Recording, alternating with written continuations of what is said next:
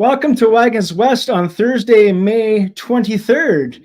And I'm really excited about tonight's episode. As a photographer, I get a lot of inspiration from the legends and icons of the past. And one of those legends and icons, in my opinion, is Jeff Widener, who you may not have heard the name, but I know for sure you have seen his photo. He is the gentleman and the photographer that's responsible for the Tiananmen Uprising Tank Man photo. And please welcome on Mr. Jeff Widener. Jeff, thanks, sir, for coming on today. Yeah, hello, everybody, and greetings from Mexico City. Awesome.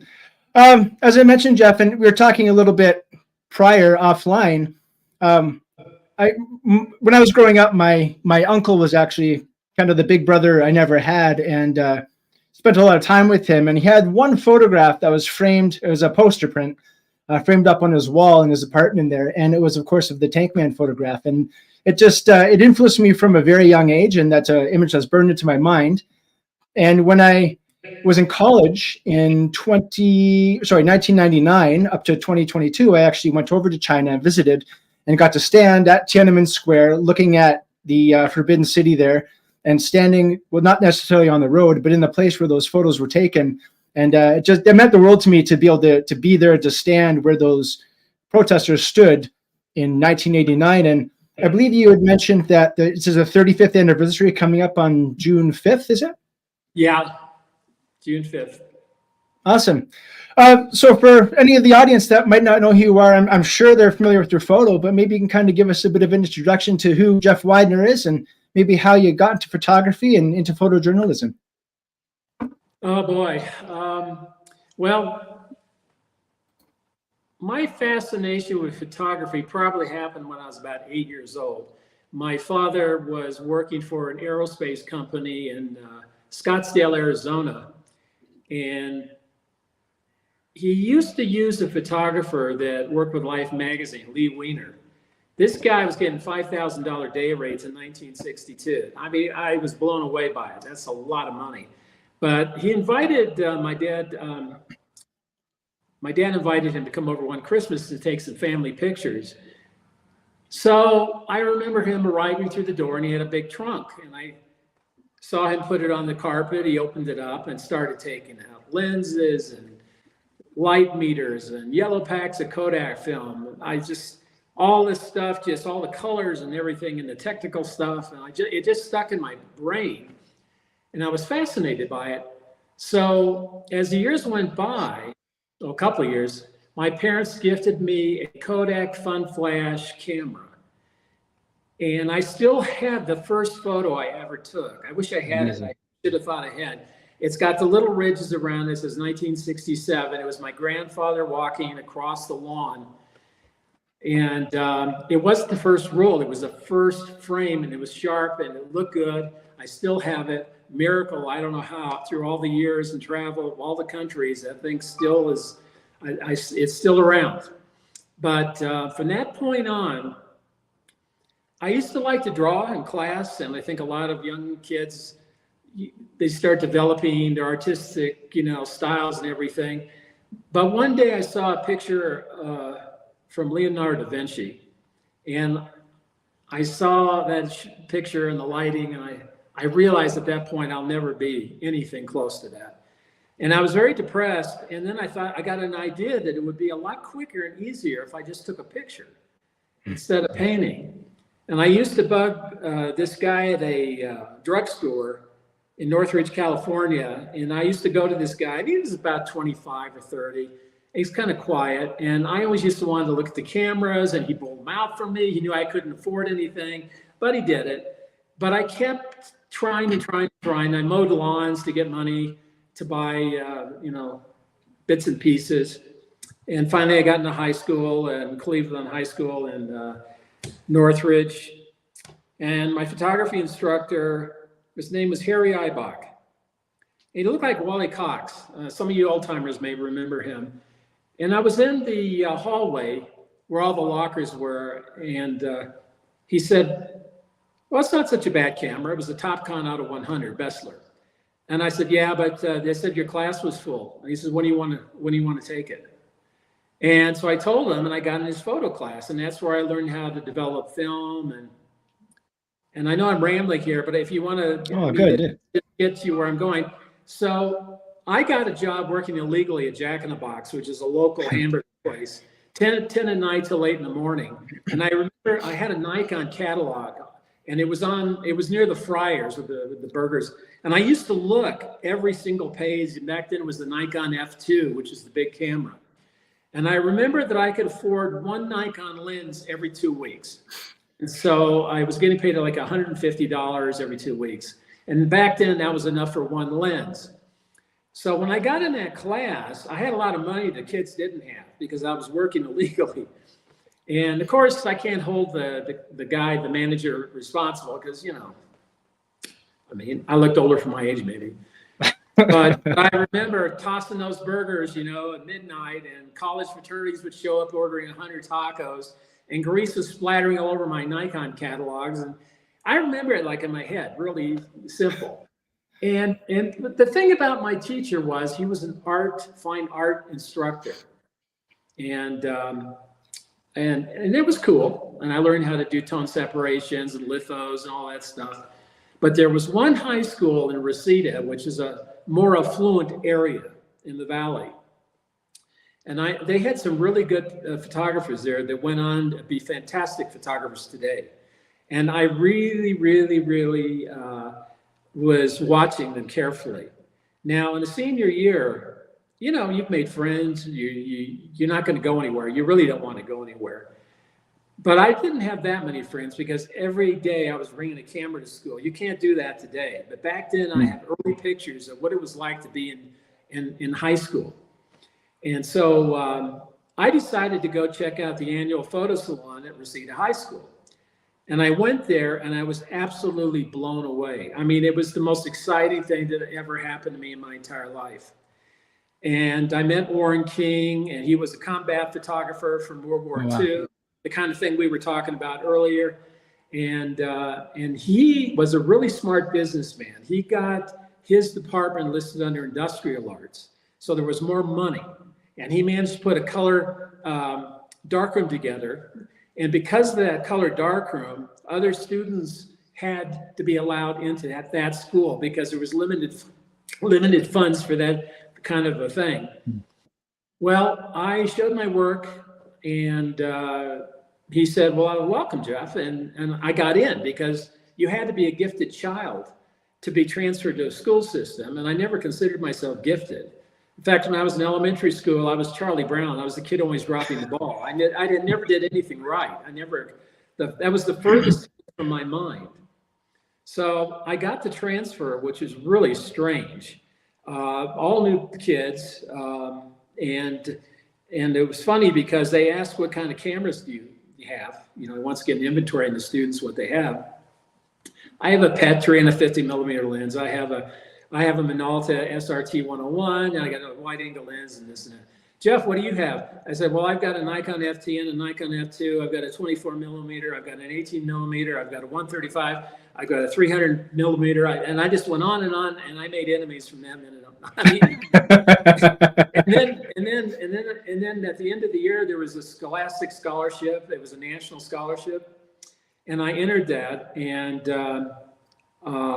I won it. And so I made even less friends after that. I beat 8,000 students across the country. They flew me to Kenya and Tanzania and Europe. So that was the beginning of my travel days. And so from that point on, I went to college and sort of went on from there. And if you got any questions or you want me to go some other direction, I can do that. Yeah, actually, you mentioned you kind of started off with the Nikon system. Nowadays, do you have a preferred camera or system to shoot, or you've kind of stuck with Nikon because of familiarity? What do you do now? Well, I'm not doing a lot of photography, which is sad. And there's limitations living here in Mexico. My wife is a teacher for the German government, and she got a transfer here about 3 years ago. And I sort of I had no choice. I mean, I've had my experiences traveling internationally, and I thought she deserved to have her try at it to become an expat. So I moved here, but my agency is Zuma Press out of San Diego. So I haven't done much for them in a while. I hope to do more. but I'm kind of locked in here. I've got a dog. I'm working on other things, possibly 2 big projects in the future that I hope will work out. And, I'll be 68 in August. So it's kind of, I'm slowing down a bit, and things are hurting that didn't hurt before, things like that. So I'm sorry, what was your question again? That's the other problem, is trying to remember things. Oh, no, that's okay. I get hit in the head a lot. I got that too. No, just what you prefer to shoot on. Oh, yeah, that's right. Well, I started out with Nikon, and I remember having battles with other students. Well, Canon's the best. I'm a Canon guy, I'm a Nikon guy. And like, what's the best camera? We always had these stupid arguments, but it's about the picture, not the cameras. And I just love Nikon. I loved the glass. The FTN was a fantastic camera when it came out, but the F2 to me is one of the best cameras ever made. And then later on, when I could afford it, I switched to Leicas, and I still use Leica, M7s, and I got some Leica R8s. And Tri-X has gone from $1 a roll, I think, now to $14 a roll. So it's kind of slowed things down a bit. There's not a lot of clients out there that are going to bankroll you on Tri-X. Yeah, some of my best images have been with black and white Tri-X. I love it. I love the camera and the film. I was just going to ask you that. I watched a YouTube video the other day about a guy that was talking about this gear acquisition syndrome, or whatever you want to call it, where people think they have to get the next upgrade to the next best camera. They have to get the most expensive. The new lens comes out. They got to get that lens. And he said back in the day, people would just find a camera that they liked, that they got familiar with, and that was their camera. They would never upgrade unless it broke or whatever the case was. He said what really contributed to a photographer's look was the type of film that they used. And photographers would find a particular type of film that they liked, whether it was color or black and white, but it did what they wanted it to do, and they kind of stuck with that. And I hear you saying as Tri-X was the film that you like to work with. Oh, Tri-X is classic. It just has that grain structure, especially with Leica glass. It's amazing. I wish I had the picture. I don't know if I posted it. I believe since Instagram took me down, almost 9,000 followers, no reason given, but I imagine they don't like news photos. And that's what we do for a living. So if you go to my Facebook, Jeff Widener Facebook, I've got public and I've got private. It's the same. You'll find the picture that was taken in Italy. It was the last black and white Leica image I took about 3 years ago. And to me, when I made that trip to Italy, my whole goal was to get one great image. Now, saying that is kind of like, great images don't grow on trees. But I guess I have enough confidence. Some people call it ego. Maybe it is. I don't know. But I'm pretty confident that give me a few days and I'm going to come up with something that's pretty good. This thing is classic. It's a wedding that happened. And I think I was using a Leica M7 with a 50 millimeter Sumatar. This is an older lens that has incredible spatial depth to it. It was the blue coating. Now, for some of you guys, you're not going to care about the technical part of it, but it does make a difference sometimes in the quality and the type of look. And so the guy's walking in front in a tuxedo, and he's smoking a cigarette. The bride is behind, walking, lifting her skirt up because she's walking through water with high heel shoes. And in the background, you see these guys having, in this outdoor cafe, and it's just classic. And I got one great shot. The rest of it's crap. And listen, shooting rangefinders is not easy. It's very difficult. Cartier-Bresson and all these classic shooters, Elliot Erwitt. I mean, it's very difficult. One of my favorite photographers is Joseph Kudelka. He did that book on the gypsies. Fantastic. So I'm really more of that kind of photographer, a black and white traditional photographer, but I've got nothing against color, and I can really use color for the benefit of color when it's appropriate. Yeah. I can see that. I was actually going to ask you if you have a preference for black and white or color. I myself, as a photographer, I'm colorblind. Well, colorblind, even if I wasn't a photographer. And so I never really looked for color. And I think that helped me see contrast more than anything. And I'll like to prioritize color if it's like part of the composition. Like one photo I had, it's a yellow phone booth on a blue brick wall. And just because of that contrast of color, I really liked that. But yeah, I have a real preference for black and white myself as well. Well, I mean,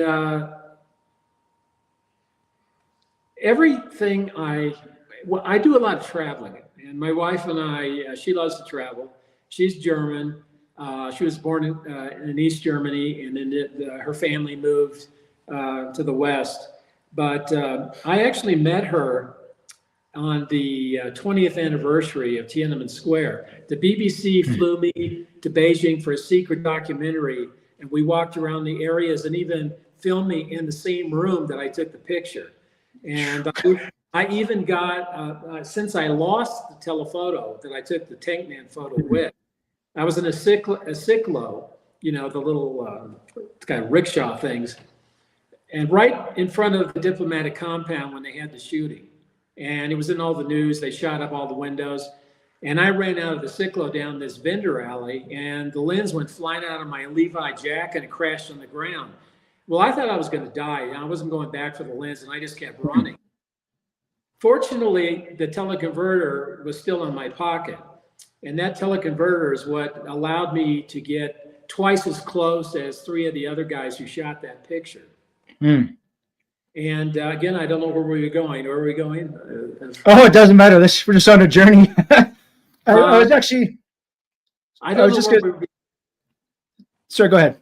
It's really bad because I've been banged on the head in Bangladesh. I had a rock hit me in the face during the Tiananmen uprising. I've had ex-girlfriend, an Israeli girlfriend, beat me in the head. I mean, you suffer a lot as a journalist. Yeah, I'd watched some videos and some of your previous interviews regarding that photo and the Tiananmen uprising there, and yeah, I don't know what it was. Like maybe it was because you were closer than the other guys, but the Vice has a video out there with some British photographers, Stuart something, that took kind of a similar, yeah, yeah, and a couple, you know, and there was others there, and there's kind of that hotel you're at. All the reports say that there's a lot of photojournalists there, and I guess kind of the rooms or balconies are facing Tiananmen Square there. But for some reason, your photo was the one that, you know, that kind of stuck. And it was the one that, you know, kind of made its rounds around the world. You know, it was the shot heard around the world, or seen in this case. It was the first one to be transmitted. Reuters screwed up, and I'm not going to mention his name because I feel sorry for him in a way, but he missed the guy in front of the tank, and he got a call from New York, wherever Reuters headquarters was, London, and they said, "Hey, take another look at these pictures of the tanks. You sure you don't see a guy standing in front?" And he went back and looked, and finally he sees the guy. And then I can't imagine how he must have felt, because it moved hours later, missed all the deadlines. It was fronting half page on all the UK papers, all the London papers, half page. It was unheard of, something like that. Life magazine, when it went big, small, remember, it was going up and down. I got it right when it was a big size. So I got a double truck, 2-page spread, which is a fantasy of mine since I was 12 years old. I mean, it was incredible. Congratulations from around the world, the president of Associated Press, other bureau chiefs, Horst Voss, newspaper Liberation in France wanted this exclusive interview. And yeah, when I took it, you know, I had a concussion. I got slammed in the head, and I was sick with the flu. So I really wasn't thinking clearly, and I thought the picture was okay, but it wasn't, you know, it wasn't something spectacular. But as the years went by, you know, I guess the first time I thought it was important, I was in Honolulu working on a newspaper, and I was sitting at home on my computer, and I saw something flash up about AOL. You know, AOL used to have little blurbs about something, and it said, top 10 most memorable photos of all time. So, you know, when I was a kid, I was 12 years old. I had the Time Life series of books. You know, I was looking at all the iconic images, you know, like there was Joe Rosenthal's flag raising of Iwo Jima, who I got to talk to on the phone one time for an hour. That was great. Another great story. And then there was the Hindenburg crash, even Neil Armstrong on the moon. I think that was, or maybe Armstrong took the picture of Buzz. And that's another one I got to meet, have breakfast with Buzz Aldrin, the guy who stood in the moon. That's another thing. But all these iconic images that I had seen. But the strangest thing was, and I swear to God, I had this kind of like ESP thing. And it's kind of creepy. A lot of things that I have thought, or dreams or whatever you want to call it, have come true. And I looked at that book of those iconic images, and I got this cold sensation down my legs and spine. I thought I would end up having an iconic image. And sure enough, that AOL thing, a little blurb turned into a color flash of my tank picture. Amazing. And it hit me like a bolt of lightning. That was the first time I realized I'd accomplished something really important. What, I guess I can appreciate, as a photographer, I can definitely appreciate the attraction to the art and to the process and just the addiction, the bug bites you after you take that first snap. But what was it that drew you to photojournalism, and what drew you to, because we were talking about that war photography, combat photography, and you wanted to get into photojournalism. What was it that drew you to that? And I guess second to that, how would you view photography as a tool nowadays? I think I always saw myself as a type of a cowboy. In fact, they used to call me cowboy. There was a period in high school, hey, cowboy, what's going on? And I just wanted to be sort of like a Rambo, because I probably was a pussy, but I wanted to be a Rambo. And I always thought that if I was a war photographer, man, that would be cool. I mean, I'd get chicks like crazy if I was a war photographer. I mean, it was probably more about chicks than anything. I just wanted to be like this cool dude, that's running around. But, I mean, I didn't want to fight in a war. I didn't want to, because frankly, I probably would have failed the physical test to become a soldier. But I figured, I could take pictures. I could still wear like a combat uniform. And a lot of the photographers and photojournalists were wearing military outfits. And so we all sort of looked that way. In fact, Tim Page, who recently passed away, we were friends. There was a situation where they got overrun by Viet Cong, and they threw him an M16, and they said, man, watch the backside. And he ended up shooting, he killed a Viet Cong. And it was a sad affair, but I mean, they had no choice. It was either that or I mean, there's stories you would not believe, and there's stories I could tell you that would curl your toenails. But basically, in a nutshell, I decided in the end, the Vietnam War was closing. And because I was looking at guys like Horst Foss and Eddie Adams and all these guys, that were, again, winning. I wanted to win a Pulitzer. That was everything I wanted, was to win a Pulitzer. I wanted to go cover the war in Vietnam, and I wanted to win a Pulitzer. And at the end, I said, nope, I'm too chicken. I'm not going to do it. And the war ended, and I was so relieved that the war ended, because I felt so bad giving up. But when the war ended, I had an excuse, so I didn't feel so bad anymore. And then a few years later, I find myself on a flight to Hong Kong on my way to Bangkok to be the Southeast Asia picture editor for AP. And I knew that there'd be a lot of dangerous assignments. And I thought, nah, it's 3 months at least before they're going to, make me do anything. As soon as I walked into the AP office, I was still checked into my hotel. It was down near the Pat Pong area, which is where all the girlies were. And there's a telex from Horst Foss saying he's German, famous German photographer who has 2 Pulitzer Prizes. And he said, Widener, we need you down in Jaffna. We get you some experience, huh? And you got to be kidding me. So I have to pack up a picture transmitter, which back in those days, you cannot believe how difficult it was. And then nowadays, you go to a hotel, you put your laptop on, you send a picture.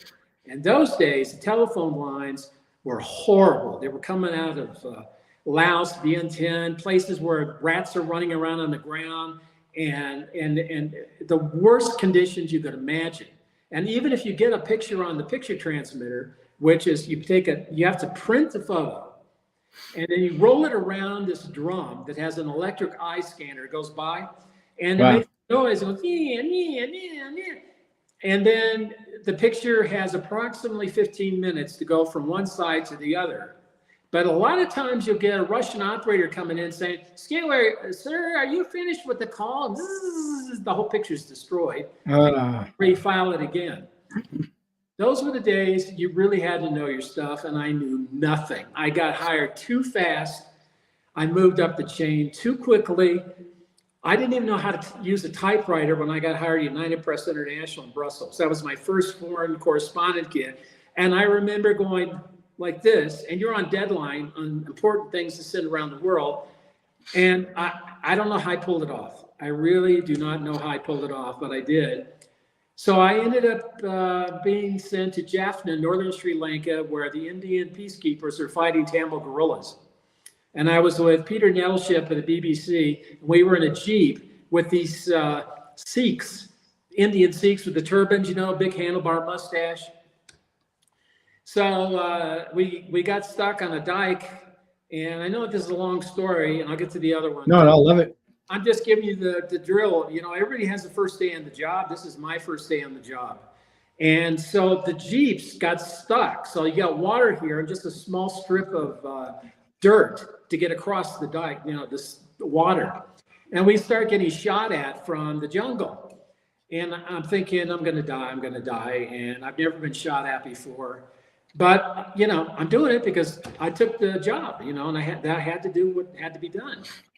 So I remember this guy with the turban and everything. He starts going up to the Jeep and kicking it. He had a riding crop, you know, like riding crop under his arm. And he walks up to it and he says, bloody she-monster, bloody she-monster. And he starts kicking it. And then the engine starts up. So now we're on the way and we get to the Fort Jaffna. It's like 16th century Fort Jaffna. Smoke's coming out of the top of it from a rocket that hit like a few minutes earlier. So I get there and I'm crouching down and he's walking up like this, you know, he's got no fear and I'm scared shitless the whole time, you know, and so I crawl immediately into a sandbag bunker and there's a soldier there and it was so crowded. And I'm going to give you a photo tip here. Get a 16 millimeter full frame fisheye because this thing covered the entire inside full of AK-47s lined against the bags. Everything was in it. Crop the edges off a little bit so it looks more straight. And I bounced the flash off the top of whatever. And by the way, you can bounce a flash off anything, even black. It will flash light. And so I learned these things as I, you know, went through the years as a photographer. So I got a great shot. My first shot ended up in Time magazine. And wow. And I had a lot of rivals in college, high school.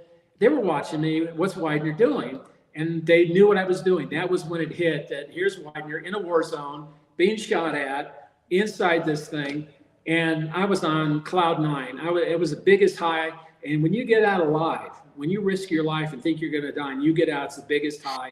And I think that's the real rush why photographers do this. It's probably you get in and get out alive and you get all the glory, you pats on the back, win the awards. To me, it was a lot about that because I'm very competitive. I always have been very competitive. And the next question, I'm sorry I went on so long on that, but no, all good. The other thing was you wanted to know about what? Yeah, just how because you chose to go into photojournalism and you're kind of giving that reason why.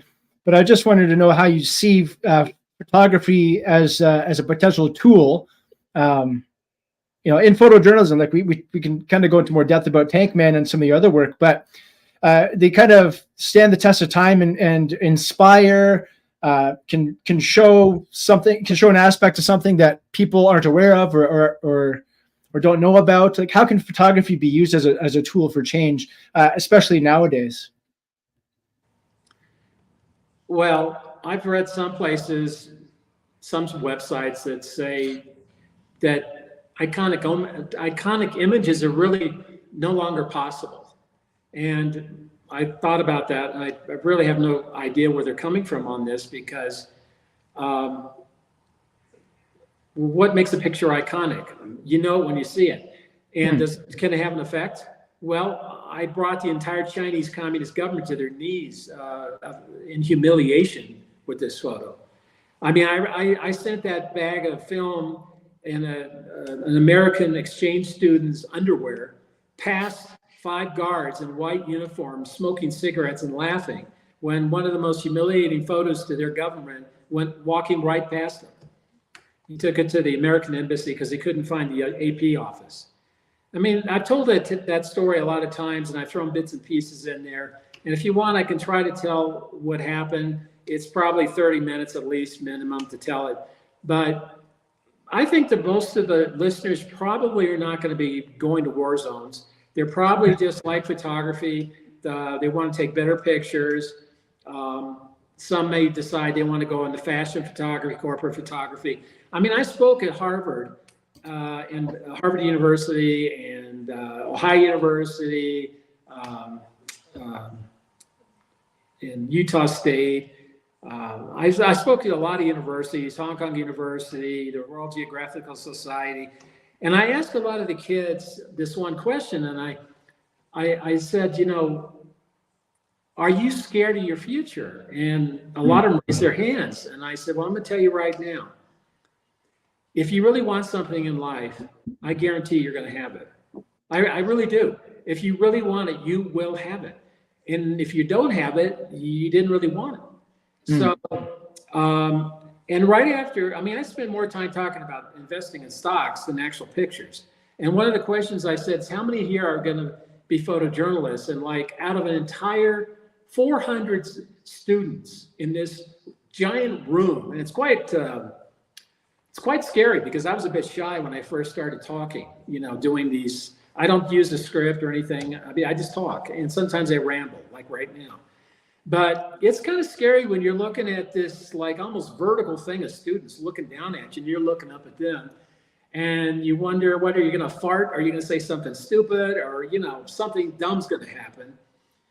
And but I get used to it. And one of the things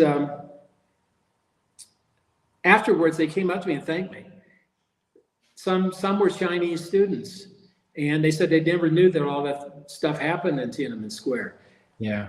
Also, I forgot what I was going to say. There was one thing. Oh yeah, out of all those 400 students, I think I got 5 hands raised. Photojournalism is dying. The question is, why is it dying? That's a good question. You should research. Why is photojournalism dying? I have an idea about that. What is photojournalism supposed to be? It's supposed to be a noble profession. You're recording life, humanity. You are showing the ills of the world. You're showing the good, the joy. And so you would think it would increase with time, not decrease. So these are questions you have to ask yourself and research. So I myself, if I had to work today in newspapers and magazines, I might struggle with that a bit. I found there used to be the case where you'd have photojournalists go out and be sent off, like you said, by AP or Reuters or Getty Images or whoever. But it seems more popular now that, you know, if something's happening in someone's area, they're out. It could be with their phone or with a camera, and they're taking video and photos themselves. I remember we had our wildfires up here in Alberta last year, and we had one in our neighboring area here. It was about 5 miles away from me, but the smoke plumes were huge. So I went out and I took some pictures just like on the street outside my house, and Reuters contacted me to see for permission to use that photo. And so they did for Reuters Business.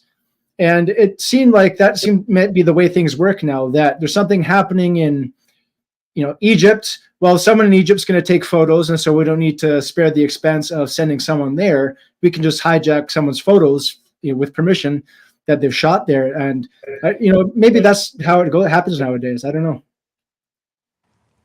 I think the news agencies get pictures wherever they can. Budgets are getting really tight. See, journalism is supposed to be a neutral. You can't have any opinion. You report the facts. Just the facts, ma'am. You know, just like Dragnet, the old Dragnet. Just the facts, ma'am. That's the facts. What are the facts? Not what do you think you'd like to talk about, not a political opinion, not that you hate somebody because he's a different political party. You report the facts. You go to a news event, you photograph, you document, and you move that on the wire, or you write about it, or you photograph it and send it off, that this is what happened. Not that, well, you know, they didn't do this, or they're not that type of person, because we don't believe in doing anything with those kind of people. It doesn't matter. You report the facts. If there's a fire and 2 people are killed, you report it. You don't say, well, there was a fire, some people were injured, there may have been injuries, and you don't report it because it might have been a high official in, let's say, the mayor's office or something. You don't hold things back. There's a lot of news events that's going on. They're holding back information. They're not releasing. They're editing it. They're sending gotcha questions when they interview you, and I don't know what else I can say. I just hope that journalism comes back to its roots and does what it was meant to do, because I'm really disappointed in a lot of the news agencies, anchor women that I've admired and respected in the past, and now I'm very disappointed in them. But anyway, let's not be on a downer here. Let's talk about, let's look at the joys of photography and photojournalism. Yes, it can make a difference in the world. You can. There's just some iconic photos. There's iconic movies you watch. You never forget them. They never get bad. They only get better with time. And a lot of photos get better with time. And photos that were important back in the 60s became unimportant. Then they became important again. They come full circle. So the camera is very powerful. Whoever said a picture's worth 1,000 words, they hit it on the nail, because if you have a powerful photograph, I mean, it can bring tears. A good photograph will remind you of an ex-girlfriend.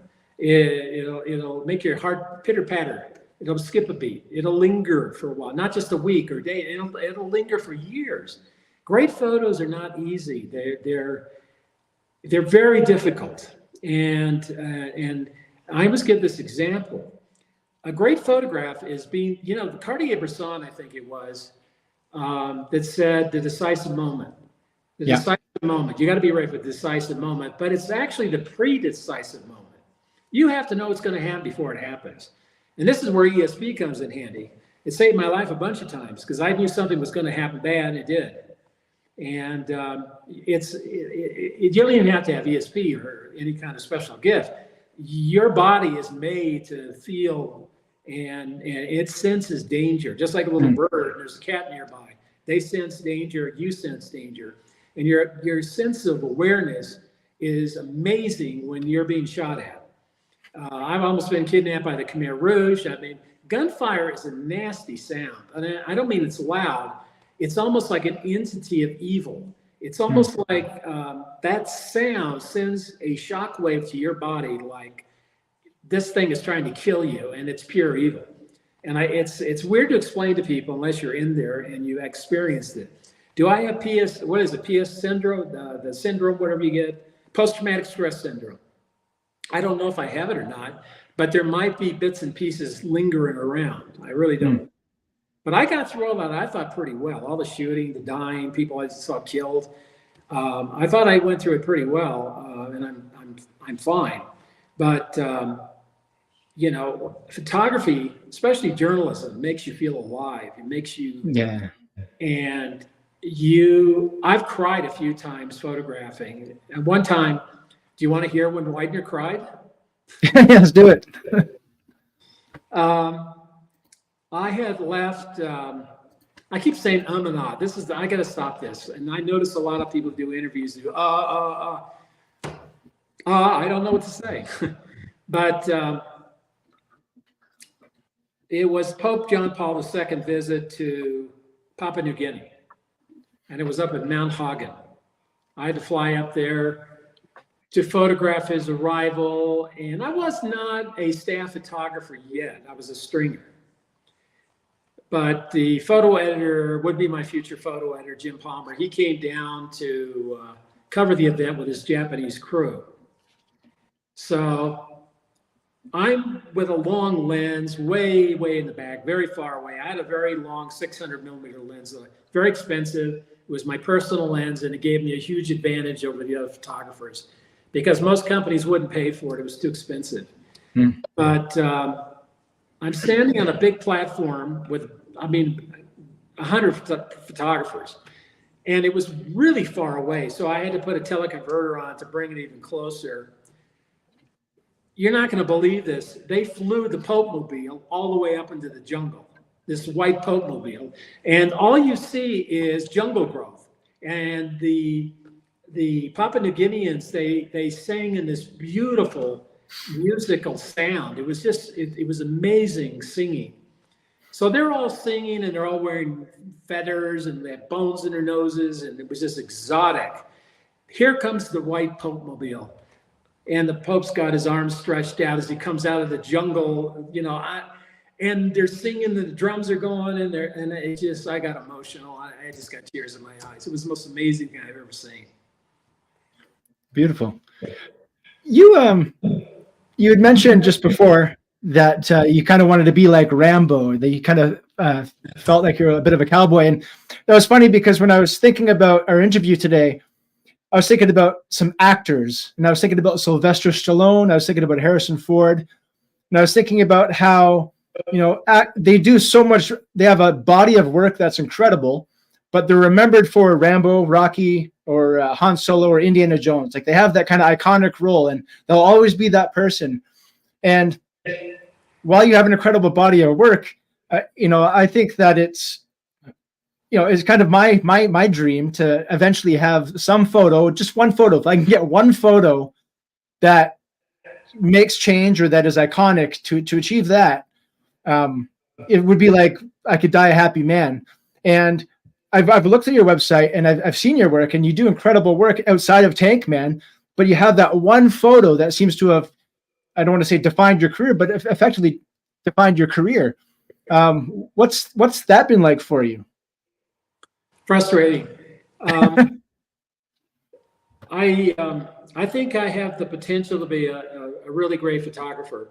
I looked at my work the other day because I'm going to be a judge pretty soon on an upcoming newspaper journalism event.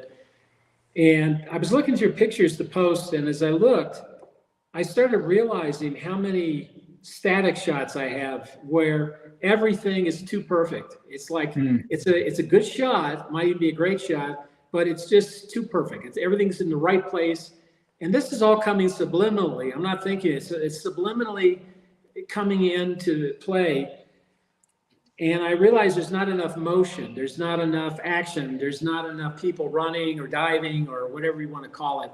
Even some of the spot news, like in Dili in East Timor, where I got in the middle of a nasty situation with the army and the protesters, and I was the only one there. There was a burning motorcycle, and they were all screaming and throwing. And you don't realize when you're taking pictures that you can get killed. They could turn, one guy get his turn on you and hate you and tell the others, and you're dead. And you're shredded wheat lying there in a blob. It could happen. And I was almost killed in Tiananmen with a rock that hit me in the face. That's another thing. But anyway, sorry again, I lost my train of thought. Where were we? No, all good. We're just talking about how you have this iconic photo, and yeah. Well, it's been frustrating because I always wanted to be like Joseph Kudelka or like Robert Capa or the Eddie Adams, all the great war photographers. But I guess I was too scared to put myself out, because there's a movie, I think Salvador. And in Salvador with James Woods, the photographer says to be good, you got to get close. And I just didn't get close. I got close enough to get killed, but there's a point where to get that great shot, you got to be closer. And I've always been back too far. But I have risked my life. There's no doubt about it. I've been in situations like when I started chasing that burning armored car the night of the Tiananmen Square military crackdown, I was out of film and batteries, but I had enough left that I could maybe take a few more shots. And I found myself chasing these protesters after the burning car. And I got some great last photos, but I thought, you don't know what it's like when you're running to something that you're scared to death of, but you just want to run in the opposite direction. It's a very strange experience. In fact, I went through some bizarre thing, and I know I'm getting off track here, but No, go for it. I got a telex from AP in New York, and they said, we don't want anyone to take any unnecessary risk, but if somebody could please photograph the occupied Tiananmen Square, we'd appreciate it. And I thought, you got to be shitting me, so that we had to draw straws, right? And again, I got the short straw, and I had to go out, and I was already rattled. I had a concussion. I had the flu. I was sick. I was scared, and I had to get a bicycle and go, God knows what. I could hear gunfire, and I'm riding a bicycle towards the gunfire. I had a Levi jacket. I'm trying to look, I'm just riding around, And a lot of the students were just riding around in the days. There's rocks, bricks, blood stains everywhere. But I thought to myself, well, it's more in the back alleys, so maybe I'm okay. I'll just go down the main boulevard. Well, as I got to one intersection, there were 4 tank barrels watching each road. I'm going, I don't believe this. And I had to ride the bike below the bottom of these guys. And they're manned with big machine guns. They're above the turrets looking around.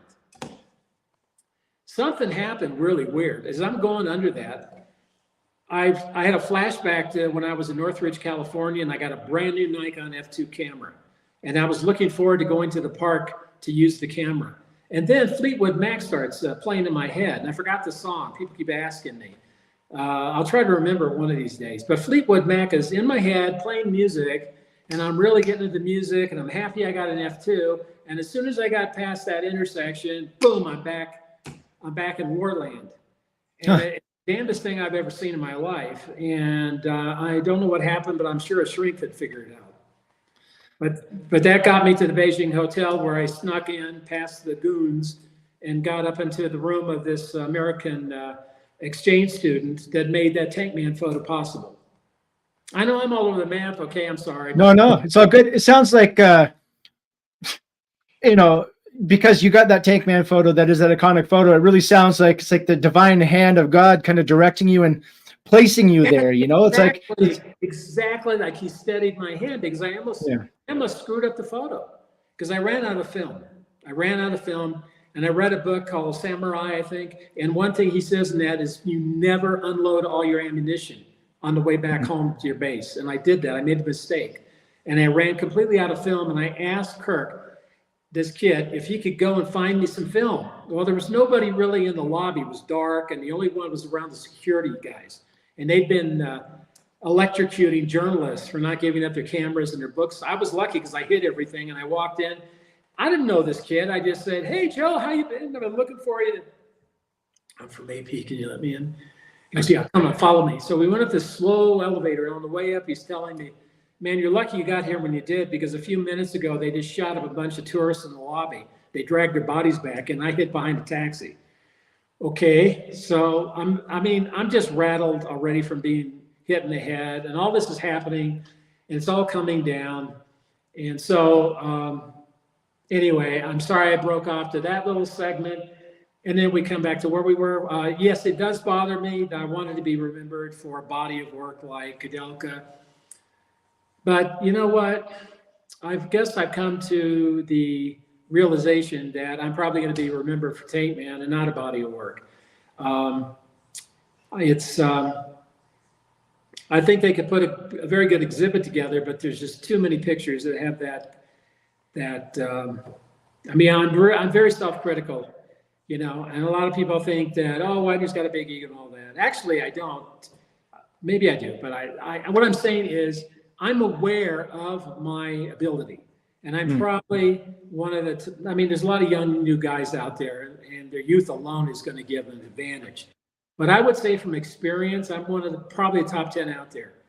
And I can, I'm confident when I say that. I know who's better than me. A couple of them are on the Washington Post. But there's a lot of guys out there setting photos up too. I mean, you'd be surprised. I know it for a fact. And I'm not going to mention names, but I know some of the top guys out there that you are fantasizing over, these guys are setting stuff up. I don't set up, and that's why it's very hard. Well, I don't know if I may have set up one or two in my entire life, and it was on a deadline and it was a crucial thing, but in general, never set up a photo, especially a news photo. But yeah, it's the difference between capturing a moment and creating a moment. I like capturing the truth of something, right? Like you said, you document what is happening and you're not making it happen. Well, to give you an example, I talked about the pre-decisive moment. What do I mean by the pre-decisive moment? I mean that you have to be prepared what's going to happen before it happens. Now, let's say you have a situation where it's been raining. There's a big puddle of water, and it's in a street where they have telephone lines, and those telephone lines are older ones, they're kind of dragging. And you're looking around, and you got your camera with you. Now, here's a kid, and there's birds. There's birds that are on this telephone line. So you're looking at the birds saying, it's kind of interesting with the birds on the line. It's kind of dragging. But is it really got anything interesting more? I don't know. Now, all of a sudden, this child is coming home from school. He's got a backpack. And you have your camera, and you see him walking towards the water. Now, what's going to happen? Obviously, you're going to get the reflection of him in the puddle, probably the birds above him as well. Okay, what's going to happen? Oh, he's going to walk through, or he's going to walk around the puddle or through? Okay, and then what? You got me. Okay. The kid's he's going to jump in the water and splash it, and the birds are going to scatter. So you're going to have the splattering water with the kid, and birds are flying. And that's going to be a great shot. But you saw it coming in advance, and you were prepared for it. And that kind of thing does happen. It happens a lot. If you go to my Instagram, there's a very interesting picture of a couple that are sitting there. And this was in Canary Islands. I mean, just the last couple of years, I've been in the Canary Islands. I've been down to the Amazon. I've been down to Costa Rica. And this, can you believe my wife's 22 years younger. She's from Germany. She's a teacher. She got transferred here. I came with her, and that's one of the reasons I've slowed down my photography. She got me on one of these, what are those things that is on a wire, and you go down this. Oh, the zip line? Zip line. She got my ass on a zip line. Can you believe that? And it was raining out, and I remember this water flying into my head, and I've got this fear of heights. Scared the hell out of me, but it was absolutely amazing. She's gotten me to do a lot of things that I normally would not do. But are you on my site? Are you looking at it? Yeah. I was just trying to find it on your Instagram, the zipline photo there. It's not. It's a man. He's on a cell phone. There's a lady there. His wife probably. And somebody said, Jeff, are you working on a book or something? No, I'm just doing street photography. This is what I do. If you photograph humanity, you're either getting paid for it on a newspaper or you're doing it for the passion and love of it. And, I don't think Elliot Orr was he might have worked on some papers, but I don't think he was working on date. I don't know. Maybe I'm wrong. I should do more research on what Elliot. I know later he was doing a lot of corporate work, but too bad we lost him. Did you find it? Is it that one with the sitting at the table and he's on his phone or she's sitting there? Yeah. How does she look? She looks pretty miserable. Here, I'll share the screen here. This is a typical example of humanity. Can you blow it up? Let me see if I can save the photo. Here we go. No, webpage. Doesn't look like I can. Okay. Well, you have a situation where this should be a happy moment. They're at a cafe, they're in a foreign land, and the guy's on his phone. Now, that could be reversed. It could be the opposite. She could be on her phone. But it's just a slice of life. And this is what a lot of countries are trying to ban. They're trying to stop the freedom of photographing humanity. In Germany especially, they're very tight on what you can photograph. They want you to get permission. But once you do that, it's over. The moment in humanity is stopped. And Germany's going to have future generations of people just staring at the camera, posing. There is no more pictures. There were the great images taken in France by Cartier-Bresson, or Robert Duno. You're not going to have slices of life. Yeah. humanity, of who we are as people on this planet. And people are trying to crush that. They're trying to cancel it. One photographer even got sued because it was in a photo exhibition. And, you know, in the United States, fortunately, they still, you have the right to take pictures in a public domain. Yeah, thankfully. But I'm just saying that this is a tragedy. And that's why you don't see a lot of street photography anymore. One of my favorites is Vivian Meyer, who, of course, has a huge body of work of what you just mentioned. Yes, she was wonderful. Now, I don't know if she was the one who took the picture, the American in Italy, or was that, I forgot who that was. You know the picture I'm talking about? It's not ringing a bell. The young American girl, she's walking on the Italian street corner, and there's all those men whistling at her. And she's holding her, you know, something, and she just looks scared. That sounds about right. I don't know if she took. I don't know, but it sounds very much like something she would have taken. That was one of my favorite photos of all time. It is absolutely. I think it's called. I think it's an American in Italy or something like that. Let me check it out. Let's see.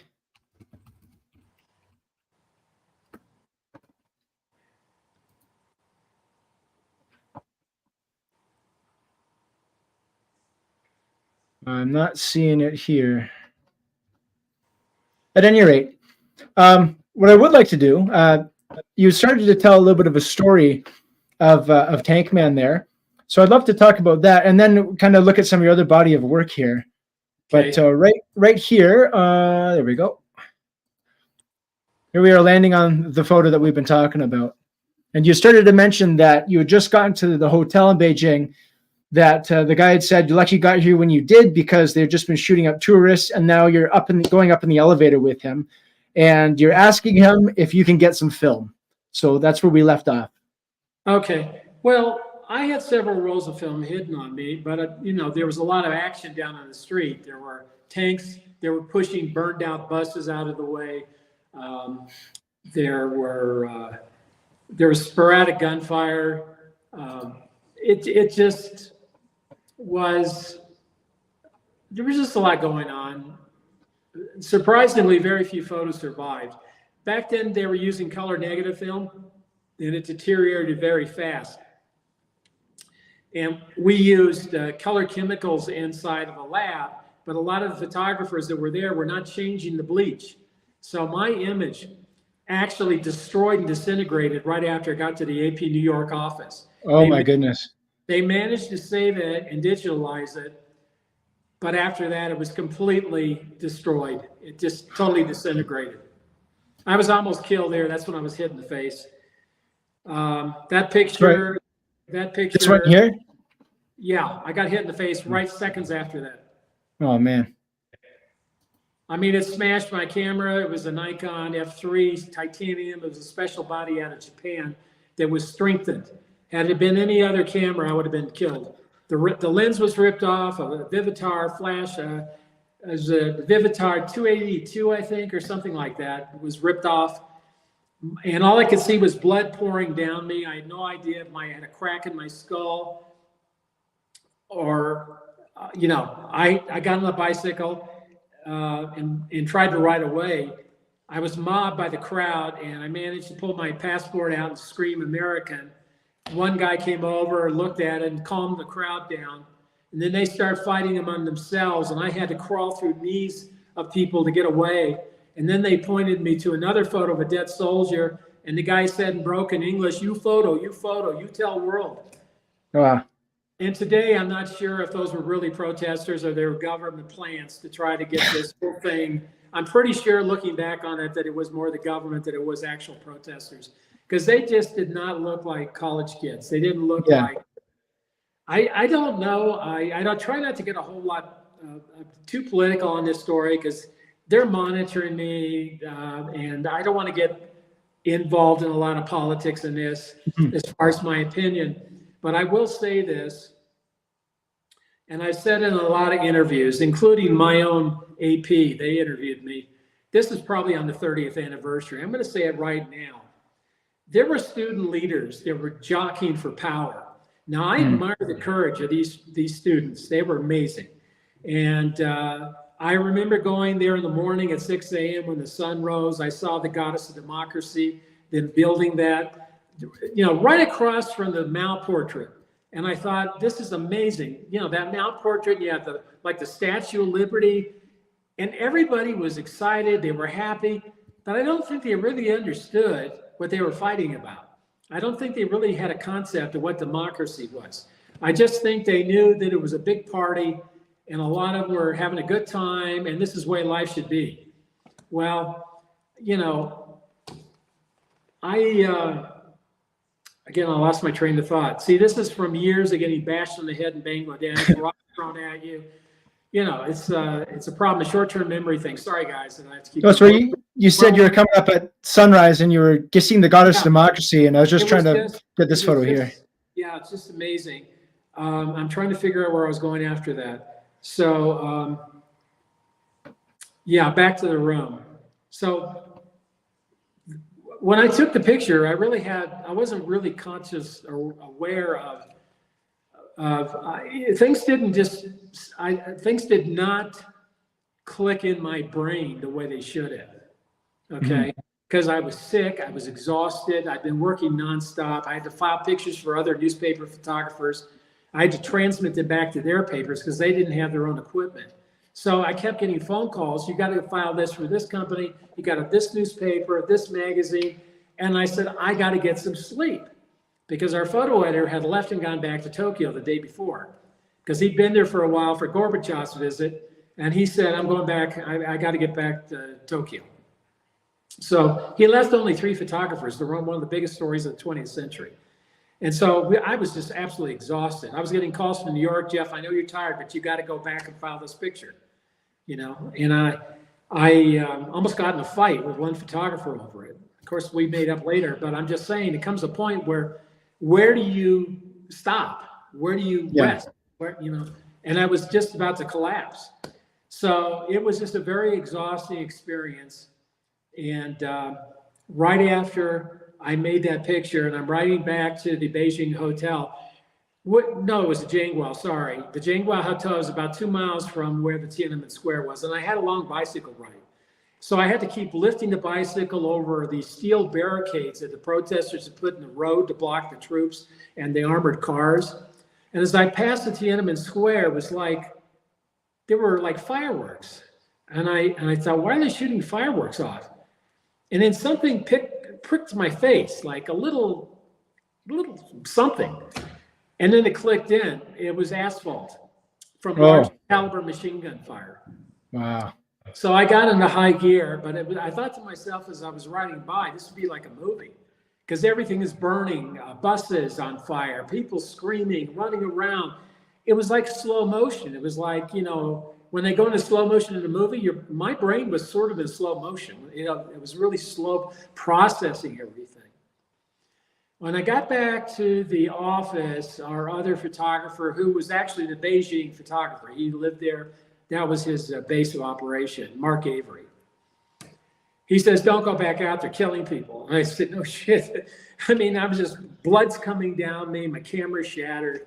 He said, give me your film. And he was transmitting a picture of a dead protester that had been run over by a tank, and Time magazine wanted it for the cover. So he said, give me your film. I'm going to take it in the darkroom. Well, my camera was shattered, but that camera, the F3, stayed sealed. And so it was light proof. And he had to pry the film open with a pair of pliers to get it out of the camera to develop it. So when he got it out, then he started running all the pictures. And he sent me home, and I went back to the hotel. And I remember turning the TV on to CNN. I ordered room service. I ordered a cheeseburger. And as I'm eating that cheeseburger, I'm seeing all these things on fire and soldiers just down the street where I'm eating the cheeseburger. And I'm thinking to myself, this is one of the biggest stories of the 20th century, and I'm too scared to go back out. And I was angry at myself. I hated myself.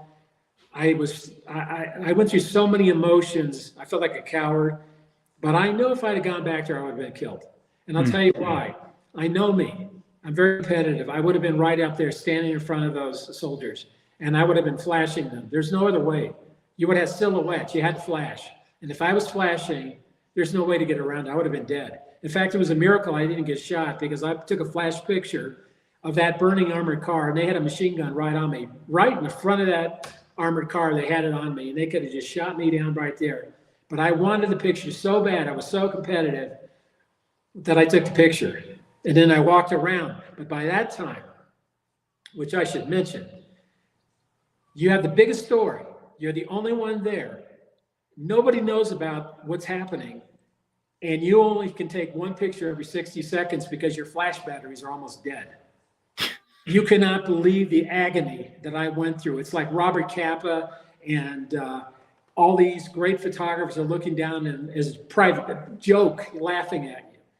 Because I just could not believe this was happening in front of me, and I can take only one picture every 60 seconds. And as I was looking down, looking down, waiting for that red light, I picked up the camera to take the picture. Boom! That's when I get hit. Oh, man. If that camera had been a split second later, the rock would have hit my skull head on. I would have been killed instantly. The camera. Well, once again, it's the divine hand, right?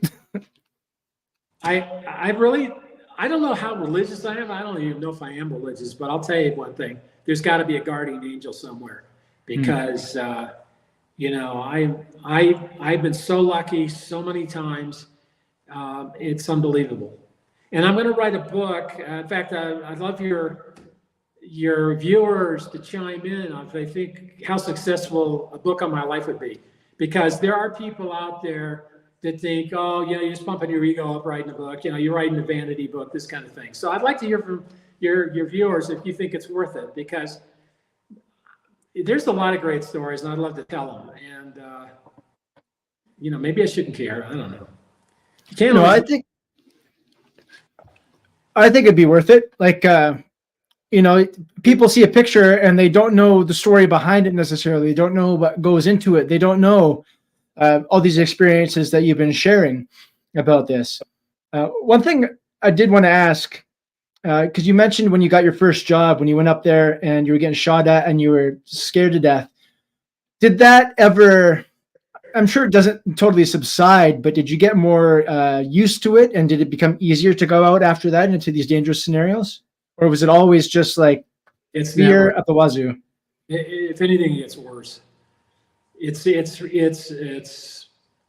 any photographer tells you they're not scared, they're lying. Because let me put it to you this way. I said I wasn't sure if I had any post-traumatic stress. I can tell you that if I hear a car backfire, to this day, I flinch. And not as much as I used to. But after the Tiananmen thing, and I had a lot of things that came back. I mean, I went in during the Cambodian elections. I was almost kidnapped by the Khmer Rouge. And my motorcycle guy saved me. And it wasn't because we ran off in a blaze of glory. It's just that I managed to BS my way out of it, because there were five Khmer Rouge with the Mao hats, the green little, and there were two other photographers, Tim Page and there was Stefan Ellis, who were there, and they were hiding behind a wall because they also wanted to get pictures of the Khmer Rouge. I had two choices. I'm going to hide it as well and probably not get a picture, or I'm just going to go right up to them, smile, shake my hand, say, "Hi, I'm an American. How you doing?"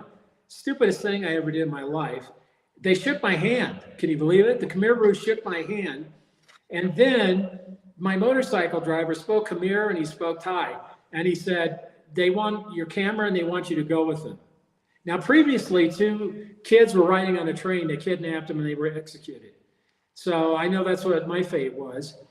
But I said, no, they don't want to bring me anywhere. They want sandals because they were shopping for sandals. Tell them I'll buy them sandals. And these guys were crazy. It was free sandal day. And they started looking around for sandals. They completely forgot me. And then a big white truck, probably a UN truck they stole with a big machine gun, came by, and their sergeant or boss or whatever started screaming at them. So they left me and ran off and jumped in the truck and left. And then I got on the motorcycle, And I rode the motorcycle back to the Australian camp. And this was in Tamarpuk, I think it was, where they had this base. We had to land the helicopter in a very tight circle. There was an LZ where you had to land exactly to stay out of any gunfire that they could fire. And when I got back to the base where the Australian guys were, it started raining, pouring rain. And I heard gunfire, and I said, "Are we under attack?" And he says, "No, it's Khmer. They're just shooting at the rain gods." So here comes Tim Page and Stefan Ellis and the motorcycle rider, all three of them, soaking wet and riding towards me. And I said, "You guys get pictures of the Khmer Rouge?" He goes, "You know, Widener, you talk to blanky blinks, you know, much." And so I was really kind of hated by a lot of the photographers. And I wasn't really, and one even said I was sabotaging him. For years, I didn't know that every time I went into Cambodia, he was telling his boss that I had been sabotaging, and that's why I was getting in Time Magazine and the Herald Tribune. And he always said, "Widener, why do you keep going out and taking pictures?" I said, "That's my job, man." I mean, like this, and so I had that happen. I had, I just had a lot of situations. But you got to be smart. Like, for example, I did the elections on Benazir Bhutto. I used to go to her home. I was standing in front of her, like literally chatting with her. And the elections were coming up, and there was an AP photographer, and there was a Time Magazine and a Newsweek photographer. When you go to these places back then, you had to transmit the photo over phone lines. The phone line is critical. The quality of the phone line is critical. So what I did is I found a brand new little motel. Just a little like guest house that they had just built. And they had 2 lines. They had 3 lines. No, 2 lines. They had 2 lines. I booked both the lines. In other words, I paid them extra money for those ones. Nobody can make phone calls out of the building. And the nearest place to file was 40 minutes away to PTT, the post office. So I'm there filing. I got a callback line. "Hey, Jeff here. What's going on?" And transmitting at the same time. Oh, wow. And you know how that's important, because you can do 2 things. You can file 2 pictures at once, or they can call you, "Jeff, we got a line break. You got to send it again."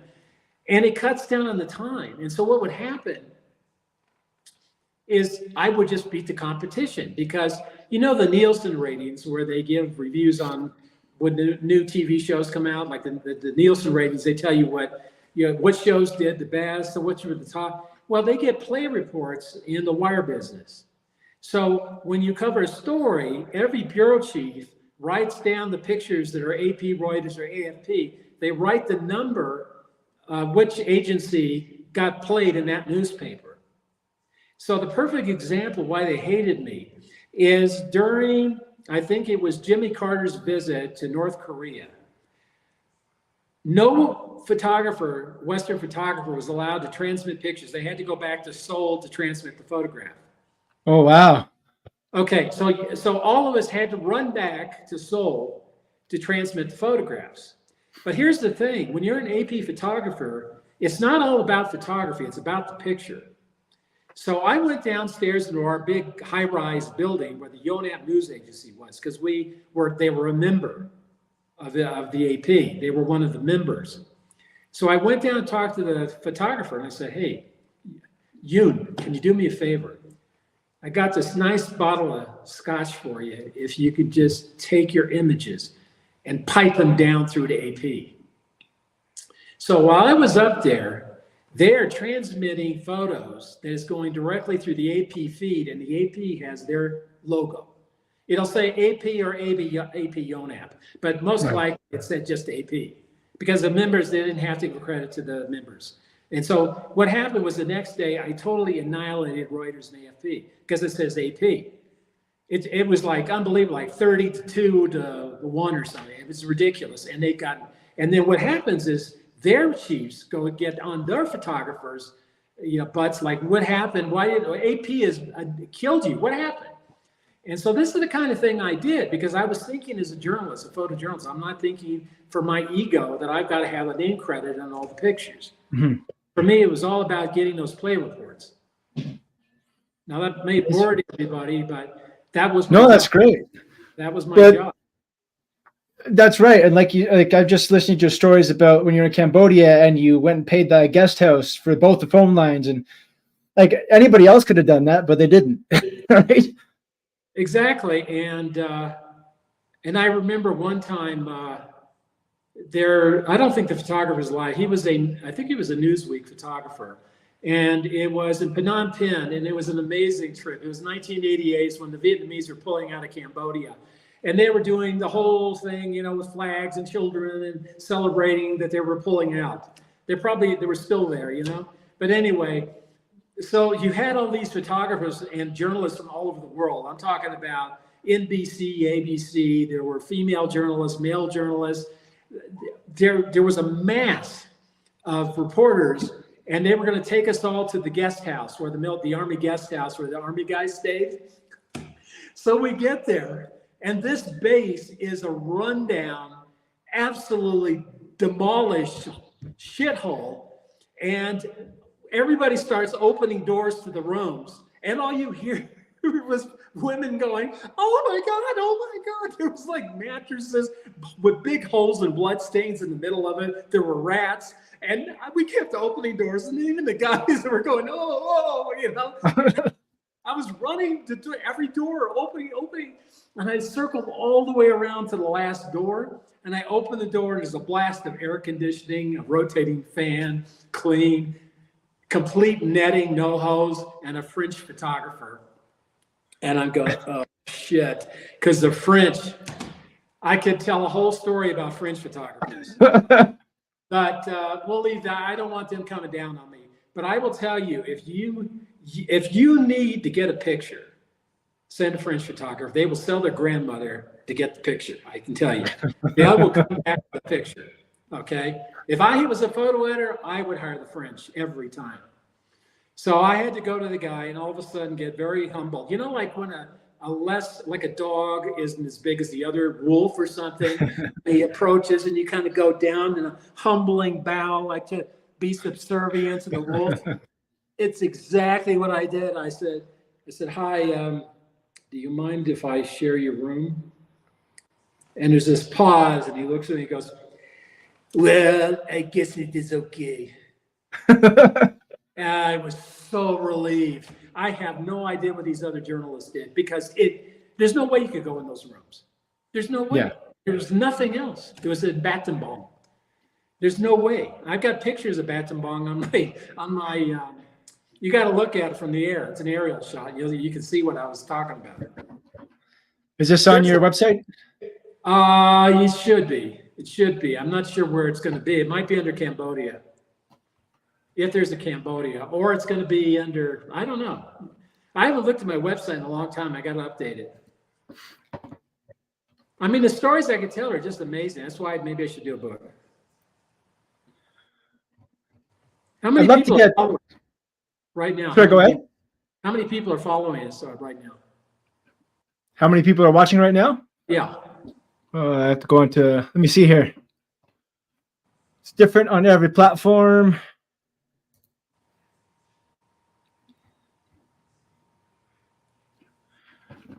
We got 41 on Twitter, on Rumble.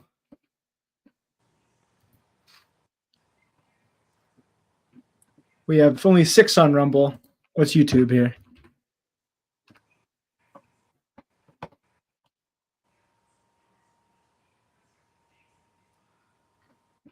It's not a lot, but That's what I'm talking about. There's not a lot of photojournalists out there anymore, I think, that are interested in this stuff. Has there been any questions? Just the one comment here from Carly Simon, just saying she appreciates you. Well, thanks, Carly Simon.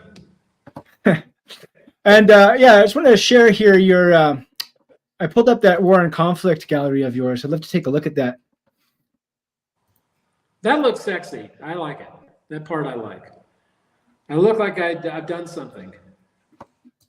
Is this the first you were talking about Jaffna? Is this what you're talking about, where you had like the rifles all around and the 16 millimeter fisheye?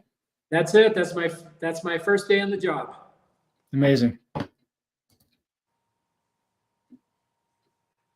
Soul demonstrators. Yeah, I almost got hit by a Molotov cocktail. That would not have gone well. No, you have a habit of getting hit with things. Well, it comes with the territory. I mean, Yeah. that's why my short-term memory is lousy, is because it's rattled me pretty good.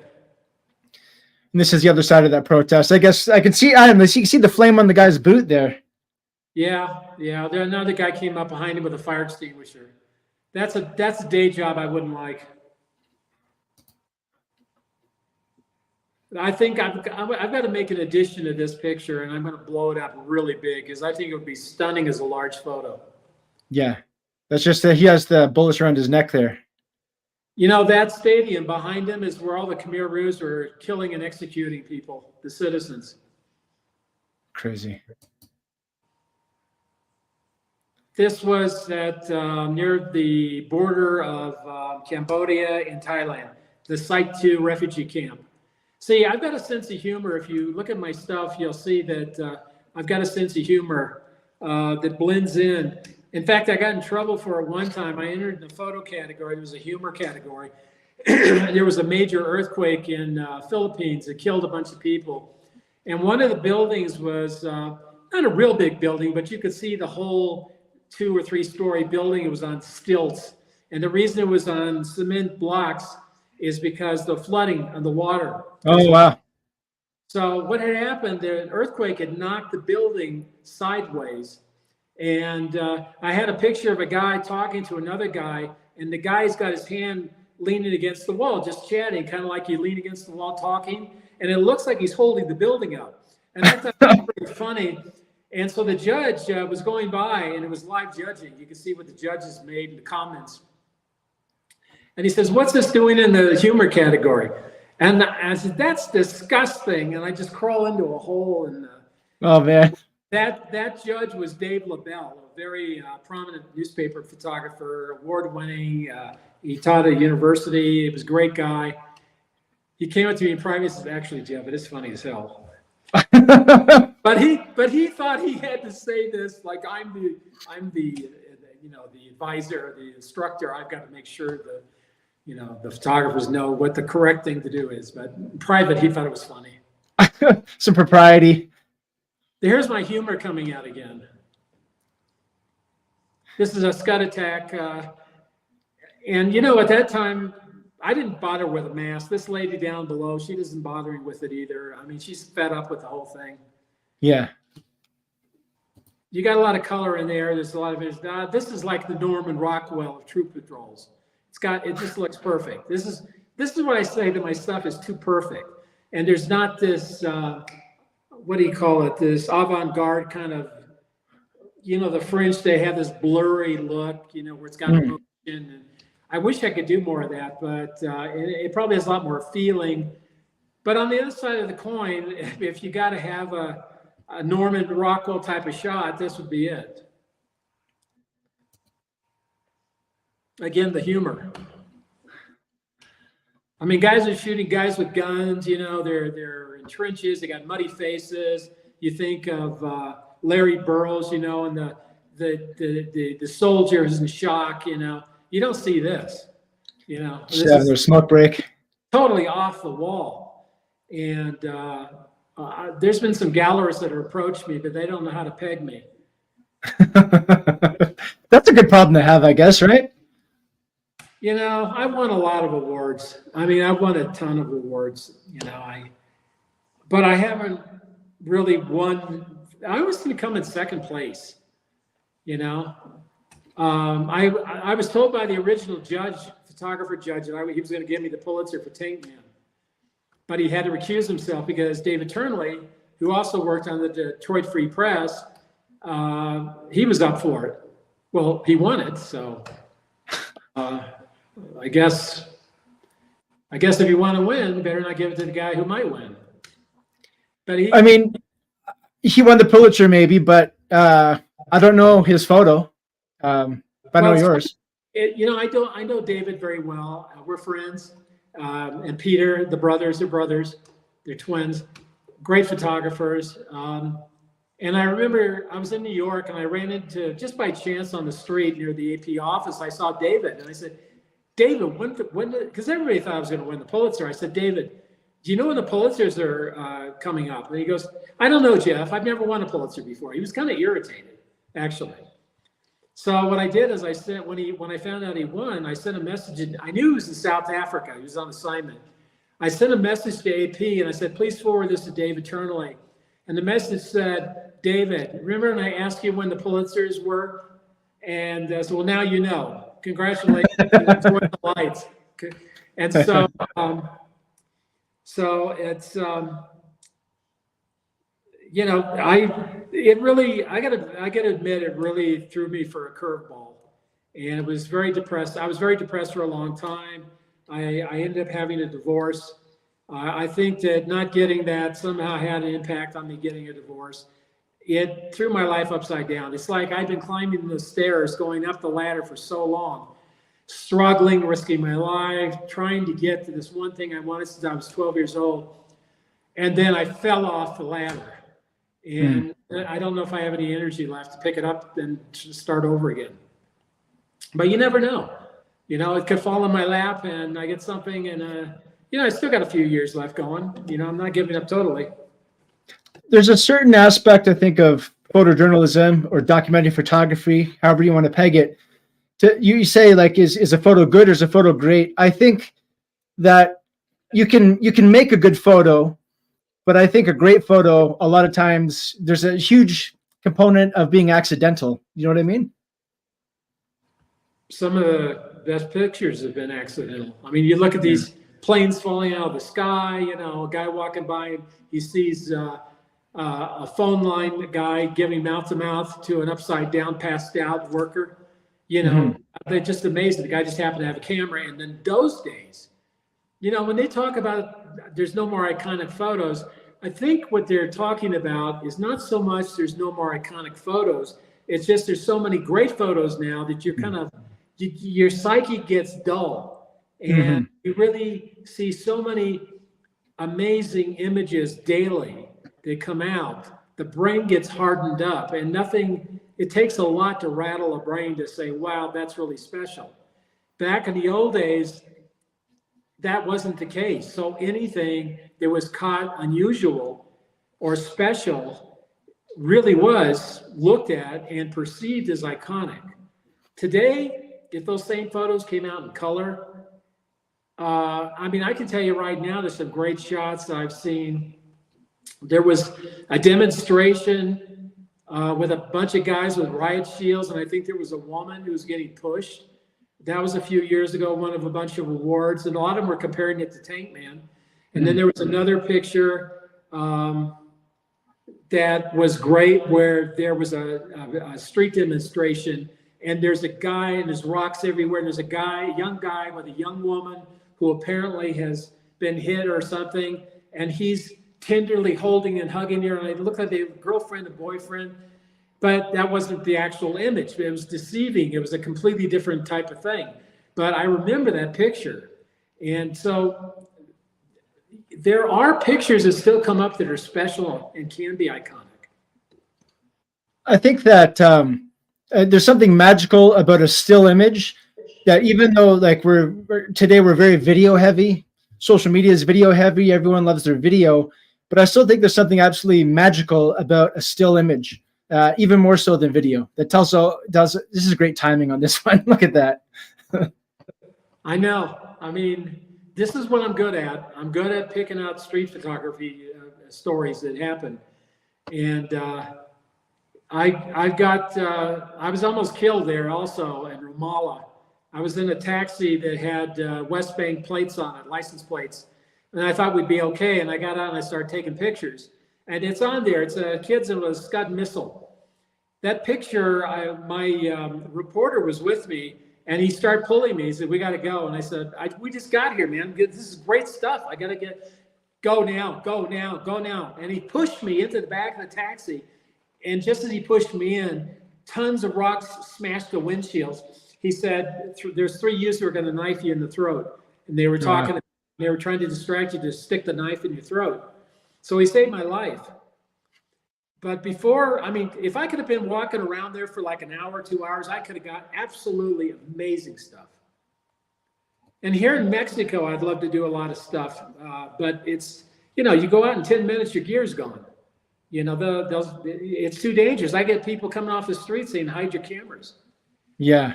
You need 2 guys, 3 guys with you here to watch your back. And you have to pay off people. You know, there's guys that run the local districts, you know, and you gotta, you know, it's not easy here.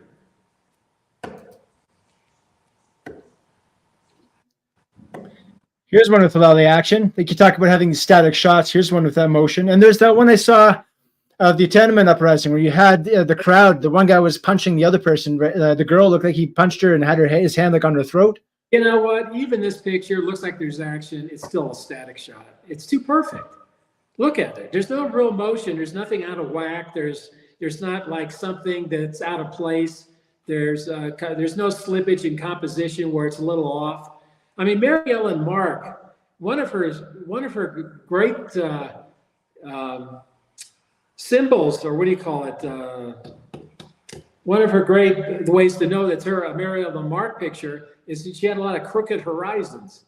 And oh yeah, okay. These crooked horizons gave it a whole new trend and feeling of motion.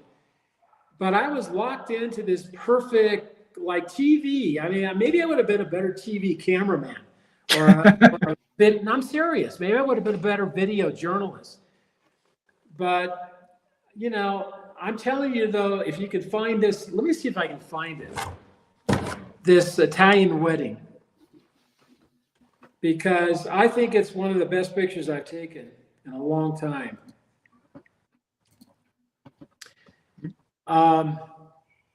You know what? It's got to be in my Facebook page. Can you get my Facebook page up? Yeah, I'm just on your international page here. No, okay, so I'll go for your Facebook page here. You got to go to Facebook. Yeah. Oop, my bad. There we go. You got to go to Facebook. Let me just share the screen. And if you're going to have to go back a ways. You're going to have to just go down the pictures a ways. Okay, keep going. This is Facebook, right? Yep. Okay, keep going. And you're going to be looking for Italy. Keep going.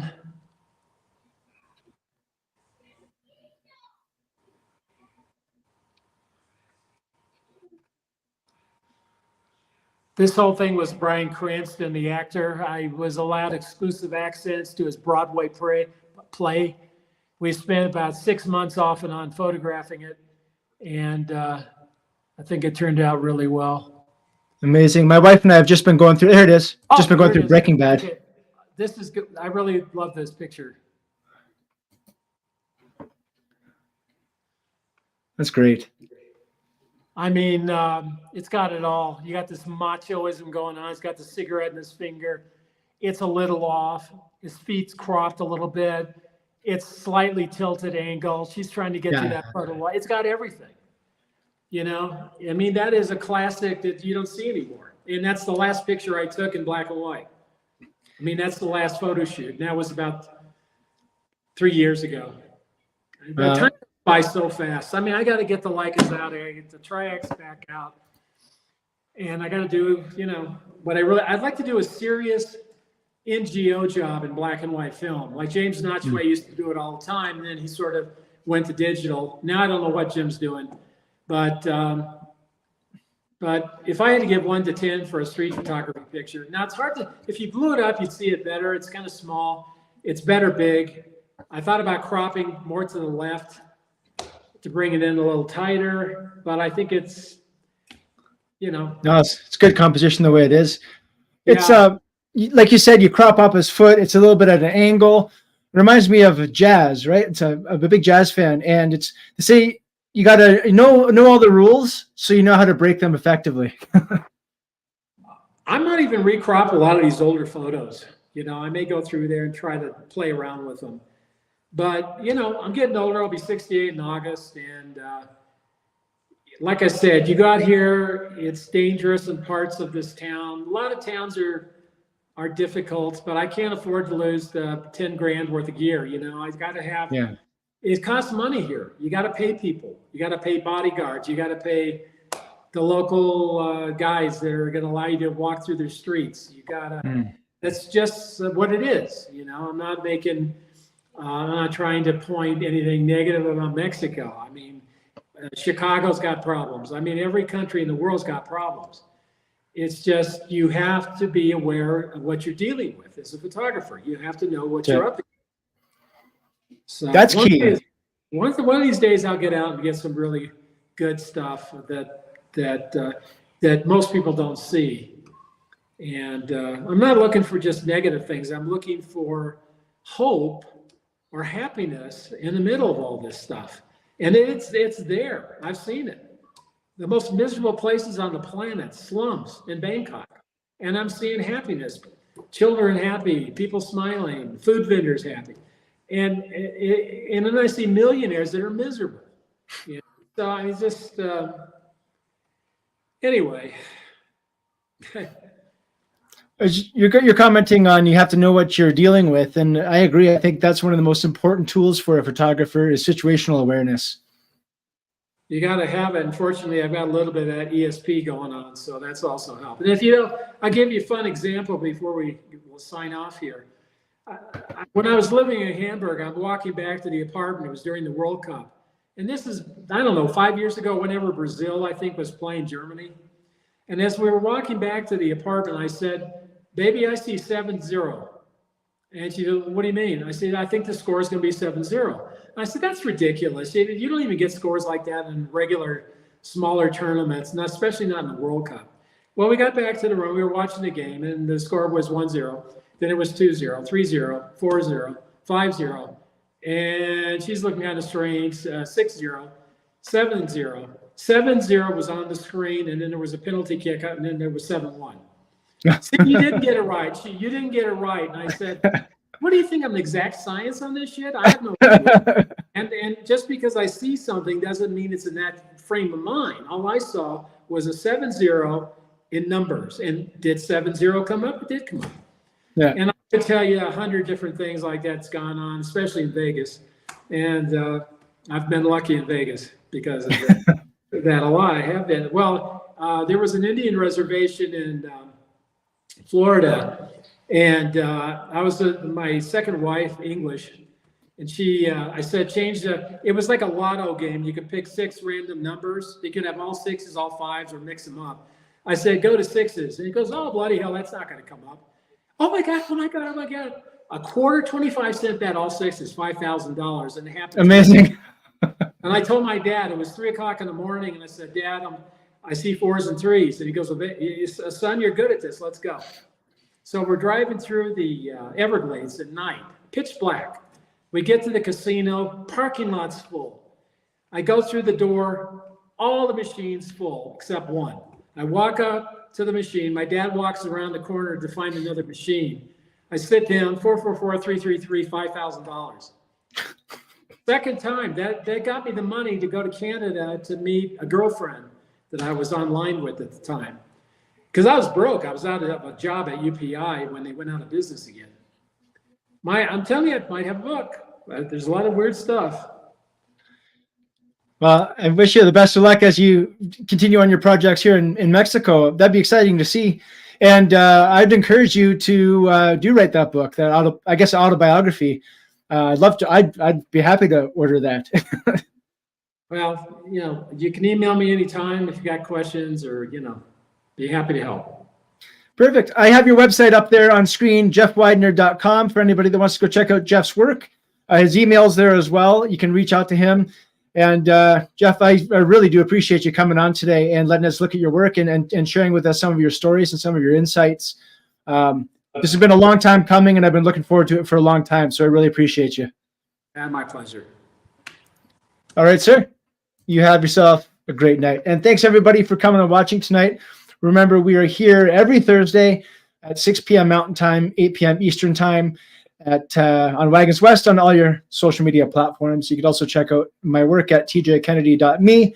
Appreciate you guys for watching tonight. Have yourselves a good night. Are we still all right, Jeff? We're